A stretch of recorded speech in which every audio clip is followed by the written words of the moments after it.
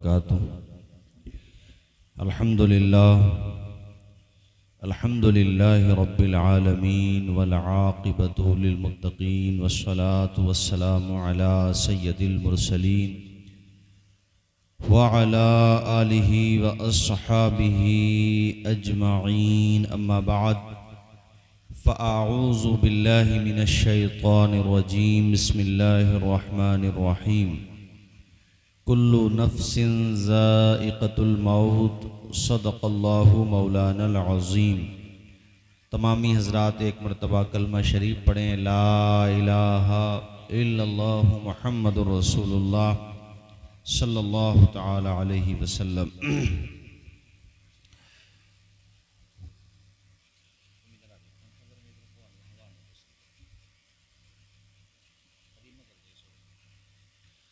हमारे मोहतरम हकीम शुएब साहब जो ज़माने तालिब इल्मी में हमारे साथी भी रहे, हिफ्ज़ में जब हम लोग थे हिफ्ज़ कर रहे थे उस वक़्त हमारे साथ पढ़ते थे मोहतरम हमारे हकीम शुएब साहब। और आपने अभी ख़िताब समात किया मोहतरम हज़रत क़ारी मुशर्रफ साहब, अल्लाह ताला इनको शिफ़ाए आजिला सेहत कामिला अता फ़रमाए। और हमारे मोहतरम हाफिज़ शाकिर साहब और आपकी मस्जिद के पेश इमाम साहब और आप तमामी हज़रात, इंशाअल्लाह 12:15 तक गुफ्तगू ख़त्म हो जाएगी इंशाअल्लाह, और उसके बाद फिर सलाम हो जाएगा। 12:30 तक इंशाअल्लाह आपको रुख़सत कर दिया जाएगा। मुझे बड़ा गम हुआ ये बात सुनकर कि हमारे मोहतरम हाफिज़ शाकिर साहब की वालदा अब इस दुनिया में न रहीं, अल्लाह उनको जन्नत में आला मकाम अता फ़रमाए। हमें और आपको भी एक दिन दुनिया छोड़ के जाना है।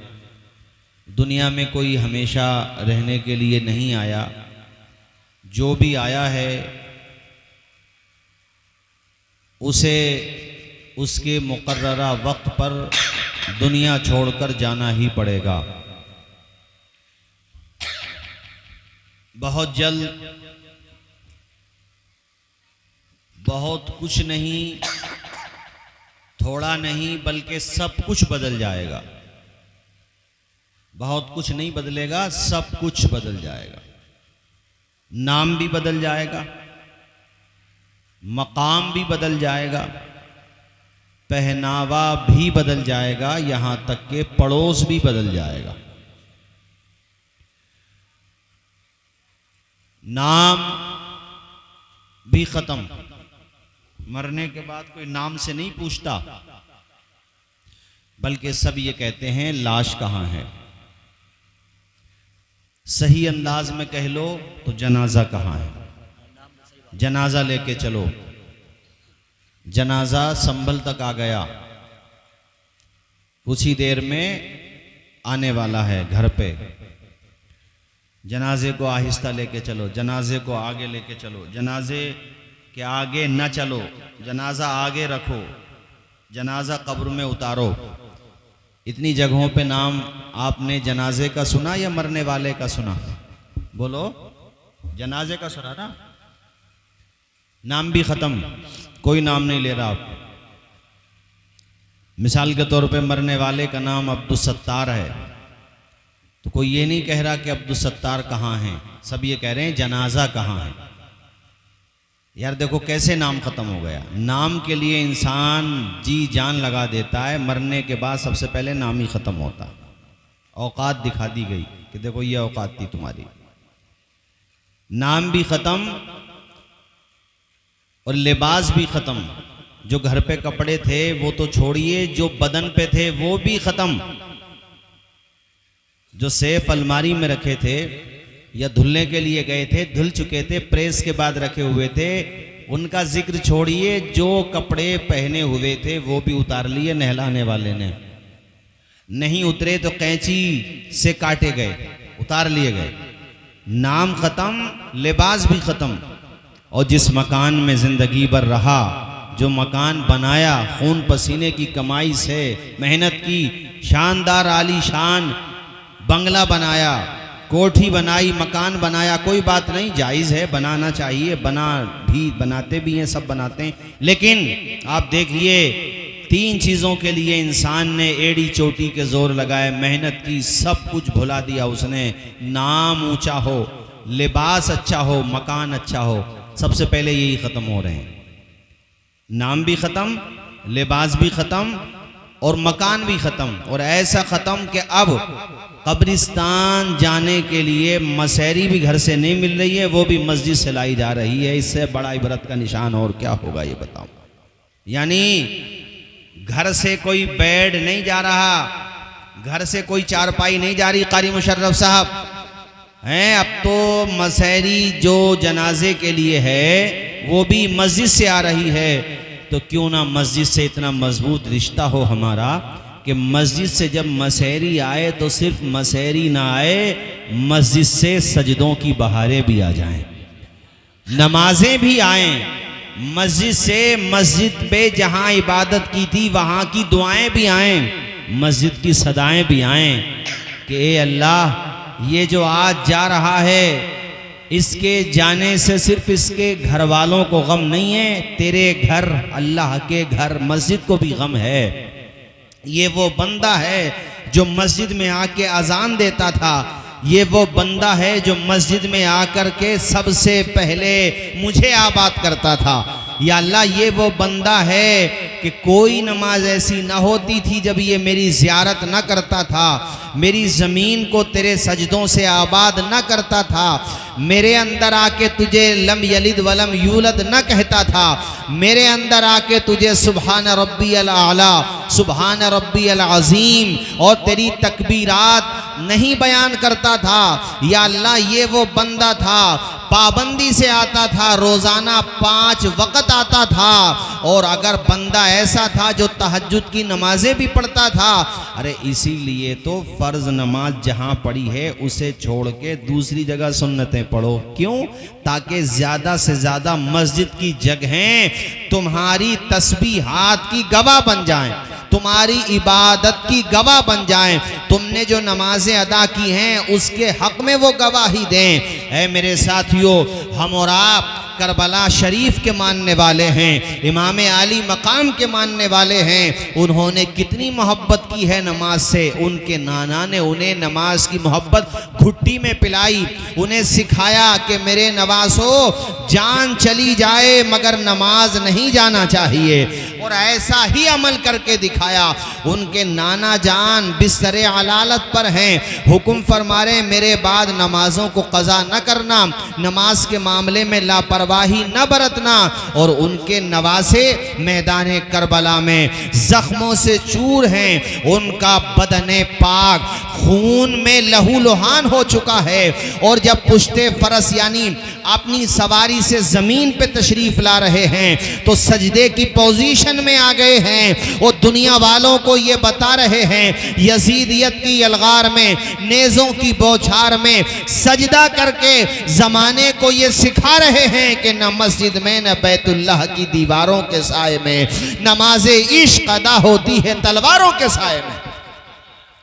सजदा करके बता रहे हैं, ऐसा किया हुसैन ने सजदा नमाज में, सजदा नमाज में, ऐसा किया हुसैन ने सजदा नमाज में, जैसे झुका हो सब्र का काबा नमाज में, काबा नमाज में।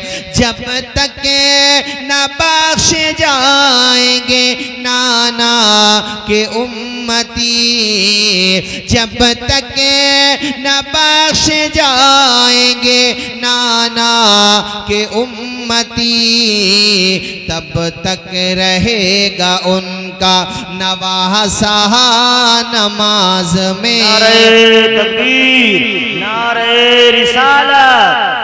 अल्लाह अल्लाह, ऐसा सजदा फातिमा के बेटे ने किया, शेर खुदा के शेर नर ने किया। सुभान अल्लाह के सजदे तो सबने किए, तेरा अलग अंदाज है, तूने वो सजदा किया जिस पर खुदा को नाज है। बता ये रहा था कि नमाज की मोहब्बत जब मसहरी मस्जिद से आए तो सिर्फ मसहरी ना आए, मस्जिद की दुआएं भी आए, आपके लिए मस्जिद की सदाएं भी आए। और जब जनाजा मसहरी में रख के कब्रिस्तान की तरफ जाए तो हर देखने वाला जनाजे को देख के कहे यार बंदा नमाजी था, बंदा मुत्तकी था, बंदा अच्छा था। जब सबकी जबान पे अच्छाई होगी समझ लो ज़बाने खल्क को नकारे खुदा समझो। सबकी ज़बान पर अच्छाई है मतलब ये है कि बंदा अच्छा है। और जनाजा जाए जब आपका कब्रिस्तान की तरफ, नमाजे जनाजा अदा कर दी गई, दफनाने के लिए सब जा रहे हैं, तो आपके चेहरे से जो नूर बरस रहा हो ना, आपके चेहरे से जो सुकून व इत्मीनान की किरणें चमक रही हो, उस चेहरे को देख के हर आदमी कहे जो आला हजरत ने कहा, लहद में इश्क रुखे शह का दाग लेके चले, अंधेरी रात सुनी थी चराग लेके चले। 3 चीजें बताई थी मैंने, नाम, मकान, लिबास। तीनों बदल गए, बोलो बदल गए ना। और तो छोड़ो पड़ोसी भी बदल गए,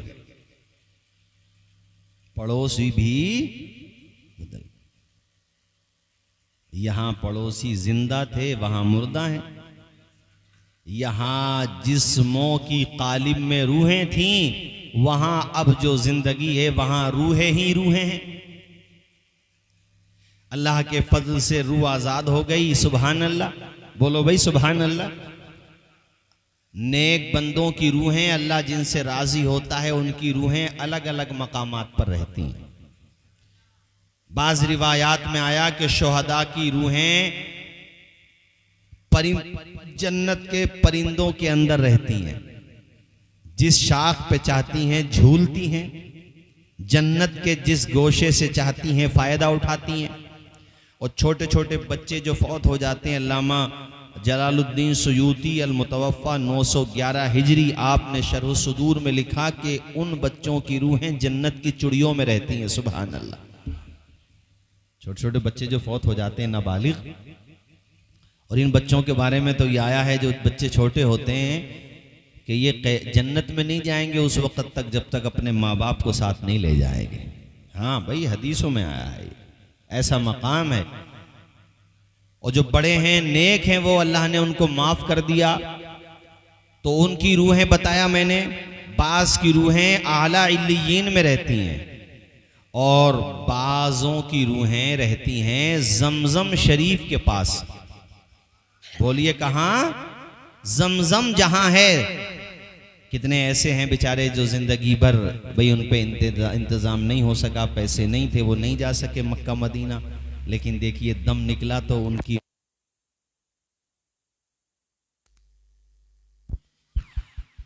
तो मतलब ये हुआ कि जैसे जैसे जिसका रुतबा होता है, और अल्लाह पाक नेकों की कब्र को जन्नत का बाग बना देता, जन्नत की हवाएं आती हैं उसमें कब्र में, तो वो कहता या अल्लाह जब जन्नत की हवाओं का यह आलम है तो जन्नत की बहारों का आलम क्या होगा। मेरे मालिक जल्दी से क़यामत आ जाए। ये अच्छों की बात मैंने बताई, और जिनसे अल्लाह नाराज़ है, अरे अल्लाह पाक हमें आपको सबको महफूज रखे कब्र के अजाब से, आमीन बोलो ज़रा। रूहों को कैद कर दिया जाता है, कब्र को जन्नत का गढ़ा बना, जहन्नम का गढ़ा बना दिया जाता है।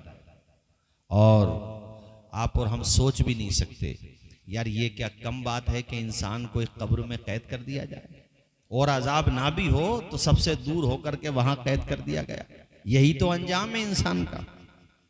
बादशाह हो चाहे अरबपति छोड़ो, आप खरबपति छोड़ो, पूरे मुल्क का मालिक हो यार, पूरी दुनिया का मालिक हो कोई, वक्ती तौर पे उसे पूरी दुनिया की हुकूमत दी गई हो, मगर फाइनली तो उसे जाना कब्र में ही है। पैबंदे खाक को बनना है ना, इंसान की औकात यही तो है, इससे ज्यादा तो नहीं है। अभी कारी मुशर्रफ साहब ने कितना लतीफ बेहतरीन इशारा किया कि कोई ना रहा हमेशा, फिरौन खत्म हो गया, शद्दाद खत्म हो गया, कारून खत्म हो गया, ये जितने आजकल उनकी नकल कर रहे हैं यही थोड़ी बचेंगे। अरे बोलो बचेंगे? अगर इन्हें बचना ही हो और इनके हाथ में इतनी ही पावर हो तो ये बुढ़ापा क्यों आने दें, अपने बालों को सफेद क्यों होने दें? मगर देखो बाल इनके भी सफेद हो गए, कई के तो हो ही गए, इनमें से भी नहीं हुए। बोलो। तो अगर इनके इख्तियार में सब कुछ हो, पूरी दुनिया इनके मुट्ठी में हो, अरे दुनिया मुट्ठी में भी कर लो मगर तुम रहोगे फिर भी कब्र की मुट्ठी में, जाना कब्र ही में है। वक्त पे किसी का कंट्रोल नहीं है। ऐसा नहीं है कोई दिन को रात कर दे और रात को दिन कर दे, ये दिन को आने ही ना दे, सूरज को ढलने ही ना दे, सूरज डूबने ही ना दे। इसी बात के ऊपर तो मुनाजरा हुआ था हजरत इब्राहिम खलीलुल्लाह का उससे, नमरूद से, गधे से। उससे आपने यही तो कहा कि भाई तू कैसे खुदा हो गया? खुदा तो वो है जो जिंदों को जिलाता, जिंदों को मौत देता है, वो जो मर जाएं उन्हें जिंदगी देता है। तू कैसे खुदा है? तो उस बेवकूफ ने ताकत के नशे में चूर होकर बजाय इसके कि बात मानता, अक्ल पे जोर देता और कहता भाई बात सही है तुम्हारी, खुदा नहीं हूं मैं, तो खुदा का बंदा हूं एक आम सा। हाँ अल्लाह ने मुझे ताकत दी है बस, इसके अलावा कुछ नहीं है, मोहलत दी है, रस्सी ढीली कर दी है मेरी। तो ये तो नहीं माना, उल्टा कहने लगा हजरत इब्राहिम खलीलुल्लाह से, आप ये कह रहे हो ना खुदा वो है जो जिंदगी देता है, खुदा वो है जो मौत देता है, ये काम तो हम भी कर देते हैं। कैदी बुलाए, जिन्हें रिहाई का परवाना मिलना था उन्हें लटकवा दिया फांसी के फंदे पे, और जिन्हें फांसी के फंदे पे जिनको लटकाना था उन्हें रिहा कर दिया, और बोला हमने भी तो मौत दे दी और जिंदगी भी दे दी। उससे गधे से कोई ये पूछे बेवकूफ से, अबे किसी मरे हुए को जिंदा करके दिखा, जिसे तूने रिहा किया वो तो था ही जिंदा। कैसे? हजरत इब्राहिम ने ये जवाब नहीं दिया। आप समझ गए ये नील बटा नील, जीरो बटा सन्नाटा है, इसे कुछ नहीं आता जाता है, कुछ नहीं जानता। अल्लाह के खलील ने दूसरा सवाल कर दिया उसके सामने और फरमाया खुदा है ना तू, तो इस जमीन पे ही चलती है, कहीं और भी चलती है? कहा पूरे जहान में हमारी ही तो चलती है। तो आपने फरमाया फिर तो सूरज भी आपके ही इशारे से निकलता होगा, तेरे ही इशारे से निकलता होगा। उसने कहा हाँ मेरे इशारे से निकलता है, जैसे मैं चाहता हूं वैसे ही होता पूरी दुनिया में। अच्छा, इंसान को जब ताकत मिले ना तो खुदा बनने की बातें करता है। शैतान ने खुद को खुदा बनने की बात नहीं की है, मगर ये इंसान करता है। यानी जब ये गुमराहियत की तरफ जाए, कुफ्र की तरफ जाए, सरकशी की तरफ जाए तो शैतान से भी आगे निकल जाता। तवज्जो है मेरे जुमले पर?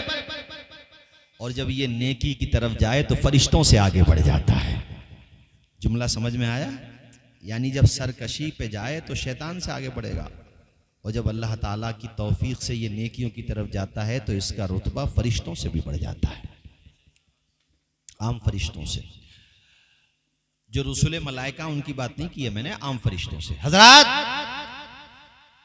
हजरत इब्राहिम ने उससे फरमाया तो फिर सूरज जब तुम पूरब से निकालते हो पश्चिम में डुबोते हो, तो ऐसा करो एक दिन पूरब से न निकालो, पश्चिम से निकाल के दिखाओ।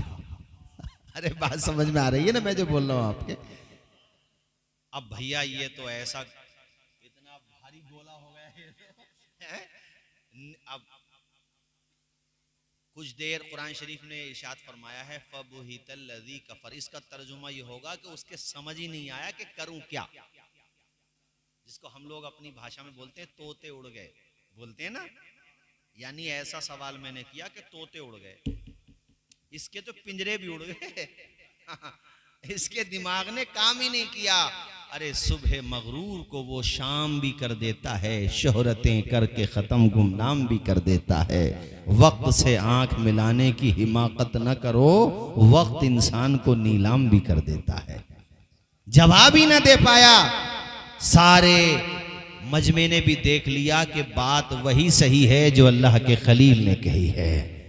खुदा नहीं है ये, कुछ दाना पानी देके, राशन देके, लोगों की जरूरतों को, दुनियावी जरूरतों को कुछ हद तक पूरी करके खुद को खुदा समझने वाले, ये बता तुझे कौन खिला रहा है? और तू जो दूसरों को खिला रहा है वो दे कौन रहा है? क्या तूने खुद पैदा किया है वो? अगर खुद पैदा किया तो जब तू जमीन से पैदा कर सकता है तो फिर सीमेंट में पैदा करके दिखा, फिर अपने हाथ पे पैदा करके दिखा, फिर रेडीमेड अनाज बना के दिखा, और वही क्वालिटी लाके दिखा जो उसमें है, जो खुदा देता है। नहीं दे सकता खुदा, खुदा है, खुदा के अलावा सब कुछ फना है, सबको फना होना है, बाकी रहने वाली जात सिर्फ उसकी है जो पूरे संसार का रचयिता है, जिसने पूरे संसार की रचना की है, वो अकेला है, वो रब्बुल आलमीन है और हमारे मुस्तफा रहमतुल लिल आलमीन है। जवाब नहीं दे पाया, अल्लाह के खलील ने उसे लाजवाब कर दिया, नहीं दे पाया, जवाब नहीं था उसके पास।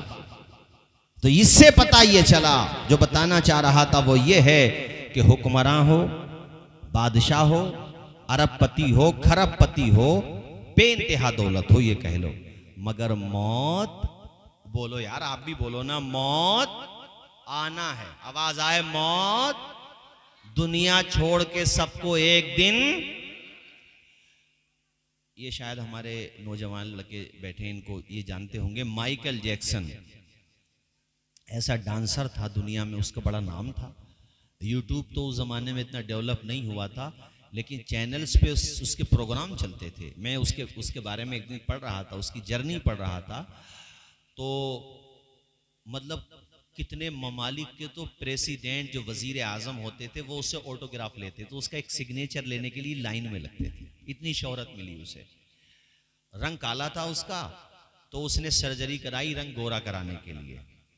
अब उसे ये गलत फहमी हुई, जब उसने रंग अपना गोरा करा लिया सर्जरी के जरिए और शोहरत इतनी मिली, तो उसे ये लगा यार इतना सब कुछ मेरे हाथ में है, पता ना आपको, जो लोग हमसे मोहब्बत करते हैं तो अब तो दुनिया हमारे हिसाब से चलेगी, या कम से कम हम अपने हिसाब से चलेंगे। तो उसने 12 तो MBBS MD डॉक्टर रखे अपने पास, तनख्वाह देता था, और जो उससे मोहब्बत करने वाले थे कुछ उनके जरिए या कुछ उसने पैसों के जरिए लोग पहले से बाज़ाब्ता रिजर्व कर रखे थे कि अगर मेरी किडनी खराब हुई तो तुम मुझे दोगे किडनी, और लोग कतारों में लगे हुए थे कि हाँ अगर आपकी किडनी खराब हुई तो हम देंगे, आंखों में से कोई आंख खराब हुई या दोनों तो हम आपको देंगे, गुर्दा आपको देंगे, अगर ब्लड की जरूरत पड़ी तो ब्लड आपको देंगे। पब्लिक में जाता तो मास्क लगा लेता था। हम लोगों ने तो मास्क लगाने का जिक्र सुना कोरोना के पीरियड में, है वो मैं पुरानी बात बता रहा हूँ, सन 2009 में उसका निधन हो गया, गालिबन सन 2009 में, उससे पहले की बात बता रहा हूँ। और उसने बातों बातों में एक बात ये कही कि मैं दुनिया में लंबी जिंदगी जीने का रिकॉर्ड बना के जाऊंगा। कैसे बनाऊंगा? कहा मैं अपने आप को केयर इतना करूंगा, अपनी स्वास्थ्य के हवाले से जागरूक ही इतना रहूंगा, जो एडवाइस मुझे डॉक्टर हजरात देंगे उसी के अनुसार मैं जिंदगी गुजारूंगा। ऑक्सीजन बेड हम लोगों ने सुने कोरोना के पीरियड में, वो ऑक्सीजन बेड में ही सोता था कि इमरजेंसी जरूरत पड़ी तो कहां से लाऊंगा, लिहाजा पहले से ला के रख लिए। 12 डॉक्टर रखता था। मैंने आपको बताया उसने लोगों को पैसे दे रखे थे, तनख्वाहें देता था, उनका खर्च उठाता था कि इमरजेंसी में मुझे किडनी की जरूरत पड़ी तो आपको किडनी देना है, मुझे मेरा ब्लड ग्रुप ये है। उस ग्रुप के कितने लोग उसने रखे जितना मतलब वो ब्लड ग्रुप था कि आप मुझे ब्लड देंगे, कहता था। लोगों ने पूछा तो फिर कितनी लंबी जिंदगी गुजारेंगे? का इस वक्त पूरे वर्ल्ड में ज्यादातर लोगों की जो जिंदगी होती है वो 50 साल 60 साल या ज्यादा 100 साल होती है, लेकिन मैं जो जिंदगी गुजार के जाऊंगा वो 150 साल जिंदगी गुजार के जाऊंगा। अगर मैं केयर करूंगा, अपने हिसाब से चलूंगा तो 150 साल में जिंदगी गुजारूंगा, वर्ल्ड रिकॉर्ड बनाऊंगा। मगर उसे क्या पता था कि दुनिया का निजाम तुम जैसों की वजह से नहीं चल रहा है, किसी इंसान के चलाने से नहीं चल रहा है। ये दुनिया का निजाम अगर चल रहा है तो दुनिया पैदा करने वाले खुदा के हिसाब से चल रहा है। यहाँ पे एक सवाल भी है, बाज लोग कहते हैं भाई उसके हिसाब से चल रहा तो फिर ये जालिमों को इतनी ढील क्यों मिली हुई है? मैंने कहा इनकी ढील देखते हो, इनके ऊपर जो कयामत में अजाब देखोगे वो तुम्हें नजर नहीं आएगा है? इनको जो मरने के बाद अजाब होता है, अरे रस्सी तो वो ढीली करता। उसने कुरान में ये बात कही है, हमले तो लिल्लज़ीना कफरू, में ढील देता हूं, कुरान में कहा उसने। तुम ढील देख करके ये मत सोचा करो ढील रहेगी, शद्दाद जैसों की न रही, नमरूद की न रही। और अल्लाह पाक ने नमरूद का खात्मा किससे कराया? वो चाहता तो कोई ताकतवर इंसान मारता उसे, मगर नहीं, अल्लाह चाहता था औकात दिखाना कि खुद को खुदा कहलवाने वाले इन फर्जी खुदाओं की औकात क्या है। तो अल्लाह ताला ने उसका अंत एक मच्छर से कराया, और वो भी कंप्लीट मच्छर से नहीं, विकलांग मच्छर से। औकात दिखाई कि तू पूरे मच्छर के लायक भी नहीं है, तुझे तो मेरा एक विकलांग मच्छर ही काफी है। औकात दिखा दी वो जिसका नाम माइकल जैक्सन, जो बात करता था 150 साल जिंदगी गुजारने की, 150 साल जिंदगी न गुजार सका वो।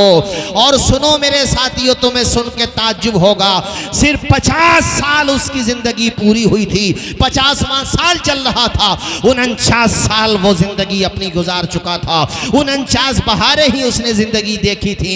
एक दिन दिल की धड़कन इतने तेज हुई कि 12 डॉक्टर लगे हुए हैं, बड़ी दुनिया का पूरा दिल दिमाग उसे बचाने के लिए लगा हुआ है, ऑक्सीजन बेड पर है, दूरों दराज से लोग डॉक्टर हजरात जो हैं वो पहुंच गए हैं, कोशिश कर रहे हैं, उसकी नब्ज तलाश कर रहे हैं, टटोलने से भी नब्ज नहीं मिल रही है। मेरे खुदा का फरमान आ रहा है और उसे दुनिया से जाना पड़ रहा है।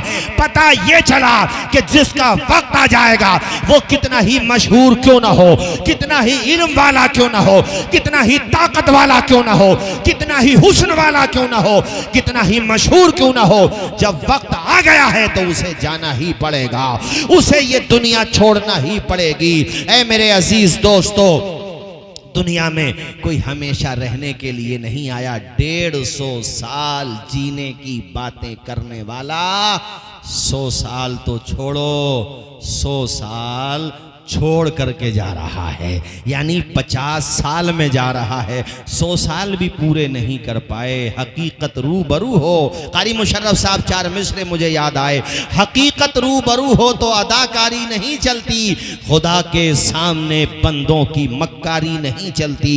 तुम्हारा दबदबा खालिस तुम्हारी जिंदगी तक है, किसी की कब्र में जाकर जमींदारी नहीं चलती है। जाना है तो जाएगा, बच नहीं पाएगा। और कब्रों में, ये कब्रिस्तान में इमाम साहब थोड़ी दुआ लंबी कर दें तो मैंने देखा है कुछ लोगों को वो भी फील होता है, अरे इमाम साहब ने बड़ी लंबी दुआ कर दी, अल्लाह के बंदे यहाँ आया है तू, यहाँ तुझे 2 मिनट खड़ा होना भारी पड़ रहा है, तुझे ये होश होना चाहिए यहीं तो रहना है तुझे क़यामत आने तक, जो टाइम यहाँ गुजर रहा है दुआ में दिल नहीं लग रहा तो कम से कम कब्रों को ही देख ले, कब्रों को ही देख ले। ये मेरे दादा की कब्र है, ये मेरे परदा, अरे ये उस नौजवान की कब्र है भाई जो शादी से पहले ही फौत हो गया, और ये उनकी कब्र है जिनके कुर्ते पे मक्खी भी नहीं बैठती थी, अरे ये वो फुला धन्ना सेठ साहब हैं जो कमजोरों की कोई औकात नहीं समझते थे, ये वो हैं जो मजदूरों को परेशान करते थे। आज जरा झांक कर तो देखो, न हड्डियां सलामत हैं न कफन के टुकड़े सलामत हैं, देखो उन्हें इबरत हासिल करो, वहां जाकर के भी दुनिया की बातें ना करो। कोई जरूरत की बात है तो कर लो, जायज है, मगर बेजरूरत बातें ना करो। कब्रों को देखो, तुम्हें आखिरत की याद आएगी। देखो आज ही दफन हुए, बारिश पड़ गई, कफन भी सलामत नहीं रहे हैं। आए गर्मी है तो गर्मी में वहां रहना है, सर्दी है तो सर्दी में रहना है, पैबंद खाक तो होना है। बुजुर्गों ने लिखा है कि दफन होते वक्त देखा करो उठाया जा रहा, अब तो अपनी इतनी ताकत भी नहीं है कि अपने खुद से अपना सिर जो है सर ये किबले की तरफ कर लें, वो भी दूसरे तवज्जो दिला रहे हैं, भी जरा चेहरा किबले की तरफ कर दो, हैं कैसी बेबसी होती है। मगर हम लोग सब, हम और आप सब इतने गाफिल हैं कि ये समझते हैं कि यहाँ तो हमें नहीं आना, बाकी सबको आना। जो चले गए वो भी यही सोचते थे कि हमें नहीं आना, बाकी सबको आना। और सच्ची बात यह है कि सबको जाना वहाँ पे। मस्जिद से ऐलान हो फलां का इंतकाल हो गया, दफन फलां नमाज के बाद है, अरे यार तो उस वक्त सोचो कि वो लम्हा भी आएगा, ज़रूर आएगा जब मेरे नाम का ऐलान हो रहा होगा। मगर ऐलान सुन के भी हमारी आंखें नहीं खुलती, कब्रिस्तान देख के हमारी आंखें नहीं खुलती। जो कब्रिस्तान में दफन हो गए उनकी तादाद तुमसे ज़्यादा है, जो मंडी किशनदास सराय में इस वक्त है उनसे ज़्यादा है, कई गुना ज़्यादा है। चूँकि यहाँ तो जो आ रहा है वहाँ जा रहा है, लेकिन वहाँ जो जा रहा है वो पलट के वापस थोड़ी आ रहा है। एक एक कब्र से क़यामत के दिन आया किताबों में 70 लोग उठाए जाएंगे कि कब्र से 70 अफराद उठाए जाएंगे। तो आबादी उनकी बड़ी या हमारी बड़ी? हमारी बड़ी भी तो गई तो वहां पर, तो बड़ी तो हकीकत में उन्हीं की। हमारी बढ़ भी रही है तो घट भी तो रही है, वहां नहीं घट रही है, वहां तो बढ़ ही रही है। तो असल में आबादिस्तान वो हुआ या ये हुआ जहां हम हैं? असल में आबादिस्तान वो है, ये तो मुसाफिर खाना जहां हम तुम्हें। जैसे वो हजरत इब्राहिम बिन अदम बादशाह थे, उनके दरबार में ना ऐसे ही एक मजजूब आ गया अंदर घुसा हुआ। लोगों ने डांटा कि भाई बादशाह का दरबार है, ना कुछ सलीका ना कुछ, ऐसे घुस से चले जा रहे हो अंदर, हैं ऐसे दाखिल हो रहे हो, कुछ तो पूछ लो किसी से। उसने कहा कौन सा बादशाह का घर और कौन सा बंगला और कौन सा है, क्या है ये, कौन सा महल? हजरत इब्राहिम बिन अदम ने कहा इसे आने दो। कहा भाई क्या कहना चाहते हो?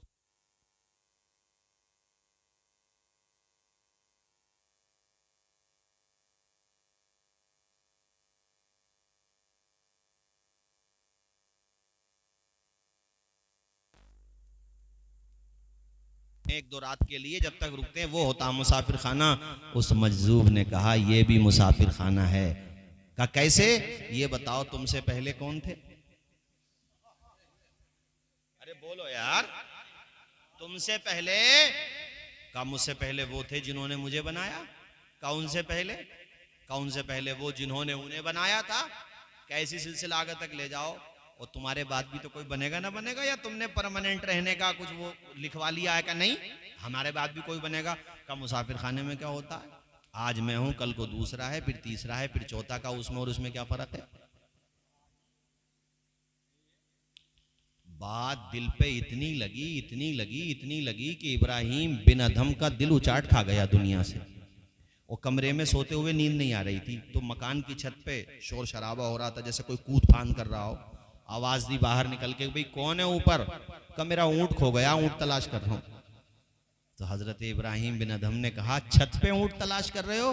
तो उधर से जवाब दी तुम भी नरम नरम गद्दों में खुदा तलाश कर रहे हो। है अल्लाह वालों की बात अल्लाह वाले समझते हैं। छोड़ दिया सब कुछ, ठोकर मार दी, निकल गए बयाबानों में, जंगलों में, करने लगे खुदा की इबादत। एक दिन पुराने दोस्त मिल गए एक पानी के चश्मे पे, ये कह लो नहर पे, ये कुएं पे कह लो, बैठे हुए अपनी गुजड़ी सिल रहे थे। अरे इब्राहिम तुम? खैर सल्ला हुई खैर। उसके बाद बातचीत के बाद कहा इब्राहिम बिन अदम सब कुछ छोड़ दिया। कहाँ कहाँ छोड़ा है, बस बात यह है कि नजरें बदल गईं तो नज़ारे बदल गए, कश्तियां बदल गईं तो किनारे बदल गए। छोड़ा नहीं है कुछ भी। कहा वो बादशाहत? कहा कहाँ छोड़ी है? बादशाहत देखना हो तो आओ मेरे करीब। बिठा लिया, जो सुई थी वो डाल दी पानी में, और फिर आवाज दी मछलियों मुझे मेरी सुई चाहिए। तो हर मछली के मुंह में सोने और चांदी की सुइयां थी। तो फरमाया नहीं मुझे मेरी वाली चाहिए। तो एक छोटी सी मछली आपकी सुई लेकर के बाहर आ गई। अब कहा ये बताओ वो हुकूमत अच्छी थी या ये हुकूमत अच्छी है? जरा बोलो, जोर से बोलो सुभान अल्लाह, और बुलंद आवाज से बोलो मेरे भाइयों सुभान अल्लाह। तो मुझे भी एक दिन जाना है, कारी मुशर्रफ साहब को भी जाना है, आपको भी जाना है दुनिया में हमेशा। अभी मैं इनसे हकीम शेख साहब से पूछ रहा था, हमारे मिस्त्री याकूब साहब दुकान थी ना यहाँ पे, अचानक इंतकाल हुआ उनका। बड़ा दुख हुआ सुन करके। अल्लाह उनको जन्नत में आला मकाम अता फरमाए। कितने लोग हैं हमारे वहाँ, परवेज भाई दफन में गए थे, उस दिन प्रधान भी गए थे। इंतकाल से एक दिन पहले मेरी, हम और आप यहाँ बैठे ना, तो ये कोई किसी के पास ना कोई लिखा हुआ नहीं है कि कोई ये कह दे कि भाई 1 महीना 2 महीना 4 महीना 10 महीना 20 महीना, कुछ गारंटी नहीं है। बल्कि मैं तुम्हें बताऊं तेजी के साथ, फिर गुफ्तगू ख़त्म करूं। एक बुजुर्ग ने सवाल किया ये अपने मुरीदों से, जैसे आप बैठे हो, अल्लाह वाले थे, उनके मुरीदीन बैठे हुए थे। कहा ये बताओ भाई मौत और ज़िंदगी में कितना फासला मानते हो, कितनी दूर मानते हो मौत को ज़िंदगी से? तो एक मुरीद खड़े हुए, उन्होंने कहा हजरत मैं तो ये समझता हूँ फजर की नमाज पढ़ ली, जोहर का नहीं पता मिलेगी कि नहीं मिलेगी। अच्छा जवाब था कि नहीं था? मगर हजरत ने फरमाया नहीं ये सही जवाब नहीं है तुम्हारा, कोई और जवाब दे। एक साहब और खड़े हुए, उन्होंने कहा जोहर पढ़ ली, असर का नहीं पता। एक ने कहा असर पढ़ ली, मगरिब का नहीं पता। एक ने कहा मगरिब पढ़ ली, इशा का नहीं पता। एक मुरीद खड़े हुए, उन्होंने कहा हुजूर मैं तो ये समझता हूँ नमाज की नियत बांध ली, सलाम फेरने का नहीं पता। आपने फरमाया जवाब बहुत अच्छा है, मगर वो जवाब नहीं है जो इसका सही जवाब है। जो मैं सुनना चाह रहा था। सबने कहा हुजूर फिर वो आप ही बता दें। कहा मौत और जिंदगी में सिर्फ इतना फासला होता है कि एक तरफ सलाम फेरा, दूसरी तरफ सलाम फेरने का नहीं पता। सिर्फ और सिर्फ एक सांस का फासला होता है। आ गई तो जिंदगी, उखड़ गई तो मौत। बस ये है जिंदगी और मौत का फ़र्क, इसके अलावा कुछ नहीं है। अल्लाह ताला हमारे हाफिज शाकिर साहब की वालदा को जन्नत में आला मकाम अता फरमाए। हमारे कारी मुशर्रफ साहब ने और आपके इमाम साहब ने माशाल्लाह माँ बाप के हवाले से बता ही दिया। बस मैं तो यही कहूँगा कि भाई जितना भी हो अपनी वालदा के लिए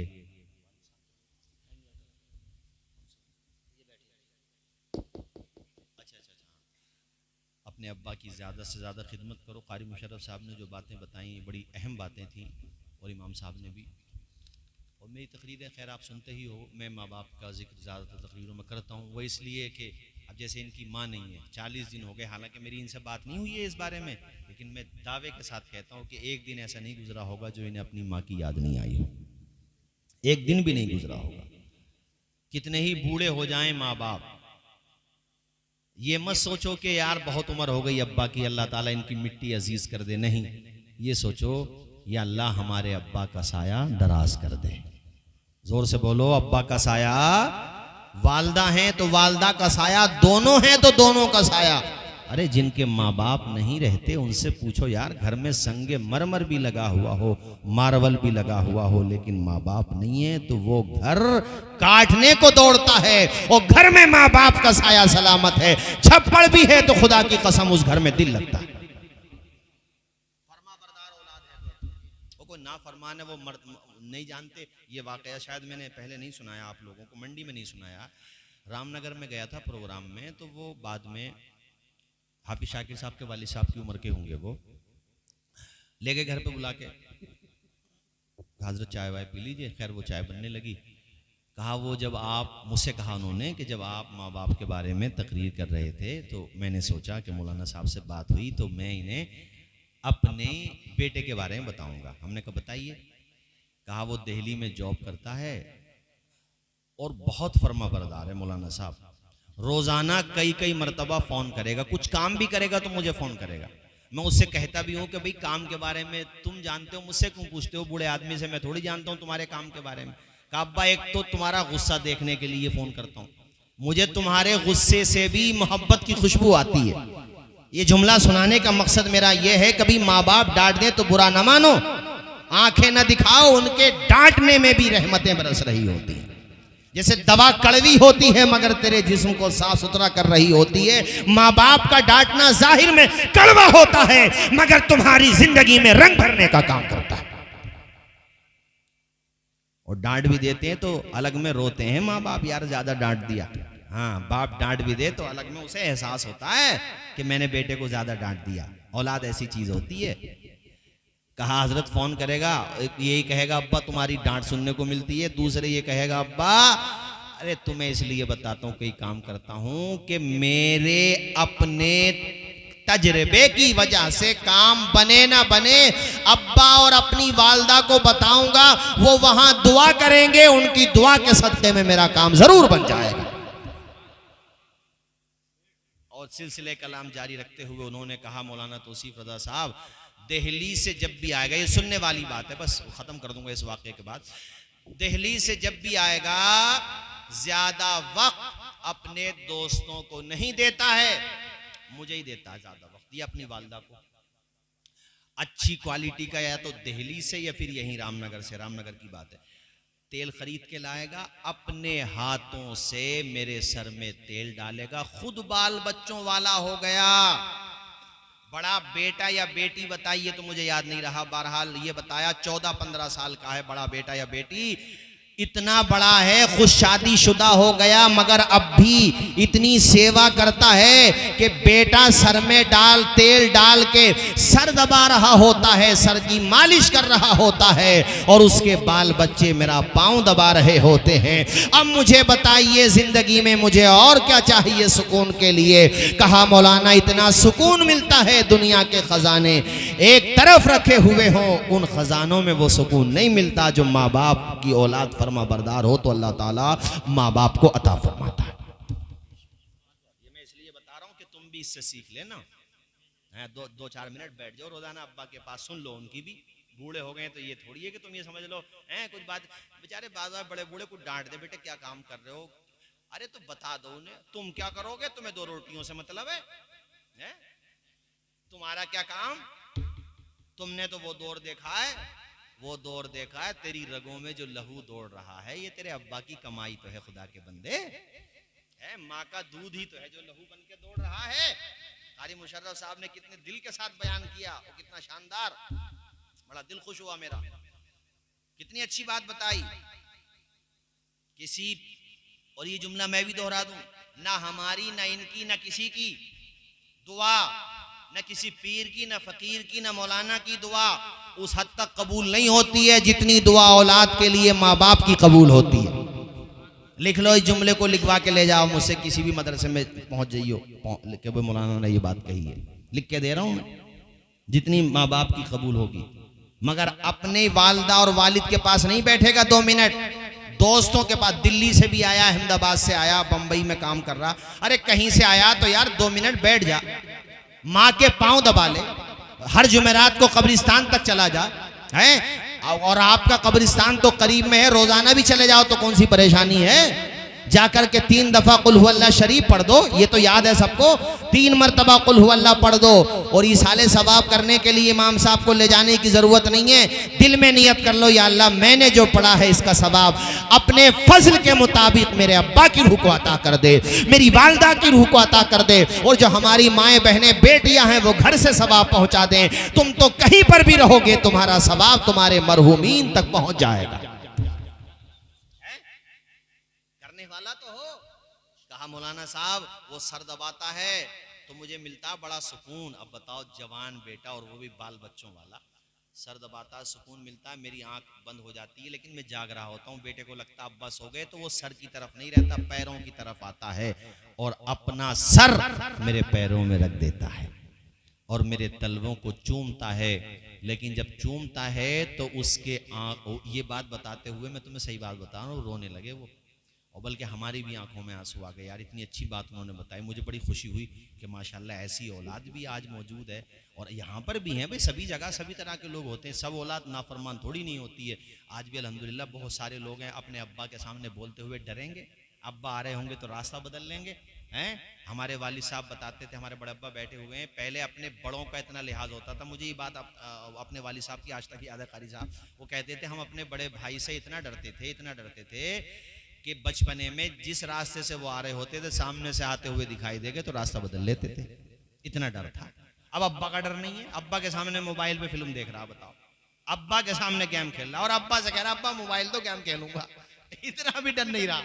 पहले बड़े बूढ़ों को कितना लिहाज, बताओ मेरी बात गलत हो तो, कितना लिहाज होता था।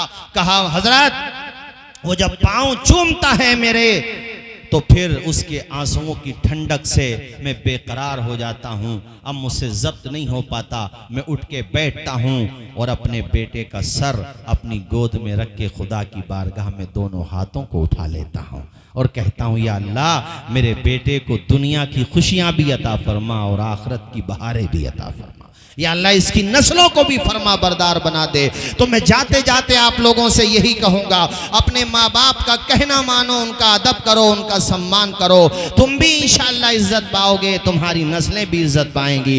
वरना कितना ही खर्च कर लो, माँ बाप अगर नाराज हैं तो मामला फिर बनने वाला नहीं है।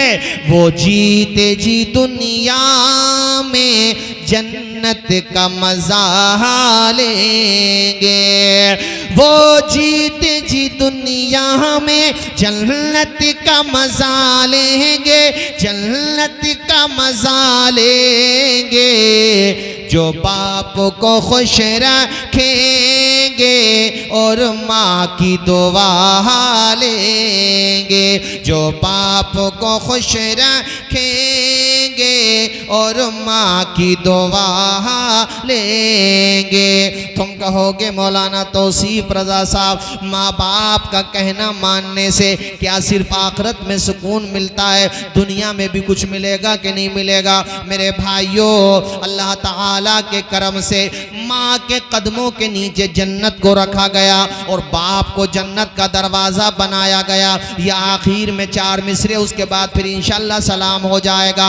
ये फसाना नहीं हकीकत है, अपनी माँ से, अपनी माँ से जिसे मोहब्बत है। गौर इस पे तू क्यों नहीं कहता, माँ के कदमों के नीचे जन्नत है। खड़े हो जाइए, सलाम पढ़ लीजिए। अस्सलाम वालेकुम।